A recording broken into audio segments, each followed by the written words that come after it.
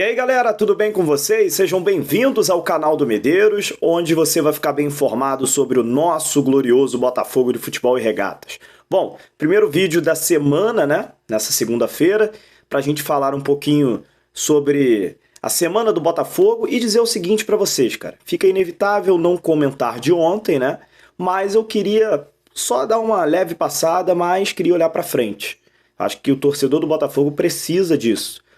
Eu sei que o jogo ontem foi um jogo escandaloso, sei que a gente tem por dever aqui continuar criticando essa vergonha que é a Ferge, a vergonha que são os árbitros que vão apitar os jogos do Botafogo mal intencionados, essa é a verdade. A gente percebeu ontem muito claro no final da partida, né, que o árbitro estava mal intencionado e assim... A gente precisa comentar isso, mas eu queria olhar para frente. O Botafogo agora virou a página e o Botafogo tem agora no seu horizonte um outro campeonato a disputar, que é a Copa do Brasil. Inclusive hoje, daqui a pouco, tem o sorteio aí da terceira fase da Copa do Brasil, onde o Botafogo vai conhecer o seu adversário. Botafogo no dia 12 tem estreia do Campeonato Brasileiro, no dia 12 de abril contra o Corinthians. Então, página virada, os reforços estão treinando. O Luiz Castro vai poder agora treinar esse elenco e montar o time para iniciar aí contra o Corinthians. E também o Botafogo continua no mercado até o dia 12 aí para reforçar mais e mais esse elenco aí para disputa do Campeonato Brasileiro e também Copa do Brasil. Roda a nossa vinheta e vamos falar um pouquinho desse assunto aqui no canal do Medeiros.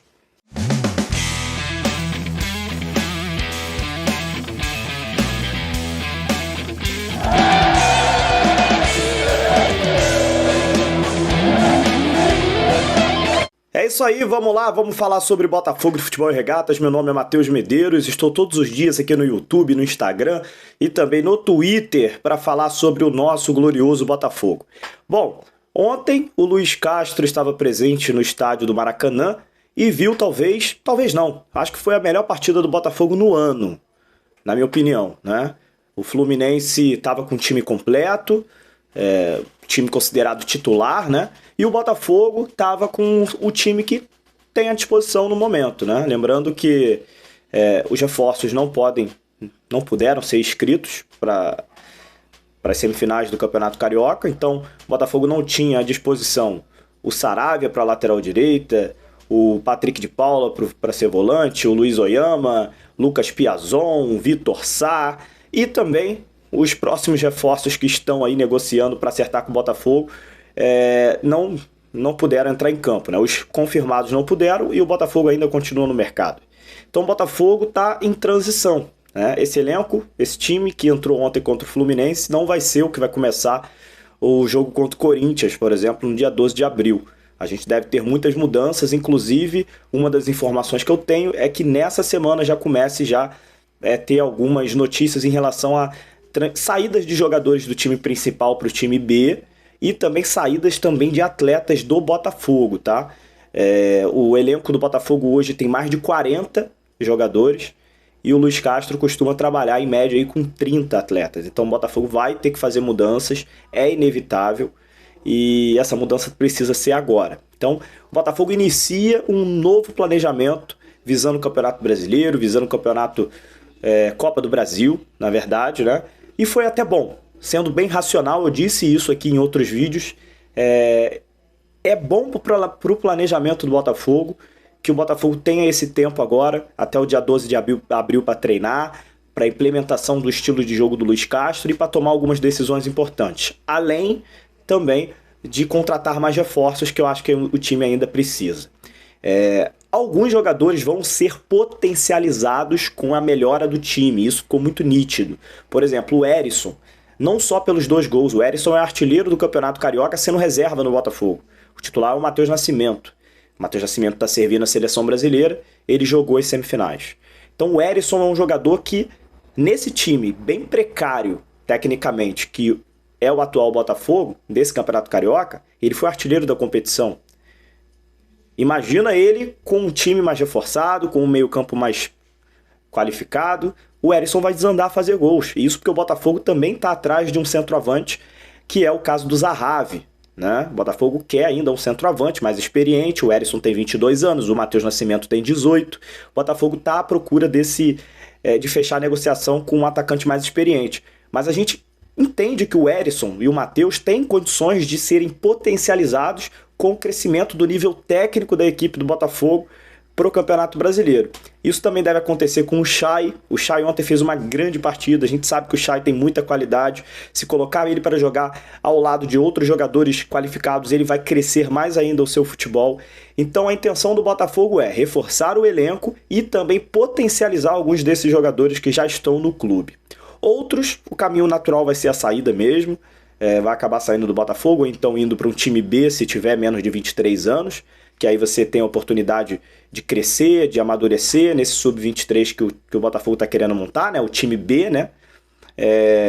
Mas enfim, teremos mudanças, é um novo planejamento, o Botafogo entra num novo ciclo, né? Temos aí 15 dias mais ou menos para o início do Campeonato Brasileiro, é o momento do Luiz Castro começar a implementar o seu modelo de jogo, começar a tentar aí dar uma cara, uma nova identidade ao Botafogo, um jogo propositivo que ele gosta e também um jogo aí de domínio, né, perante ao adversário.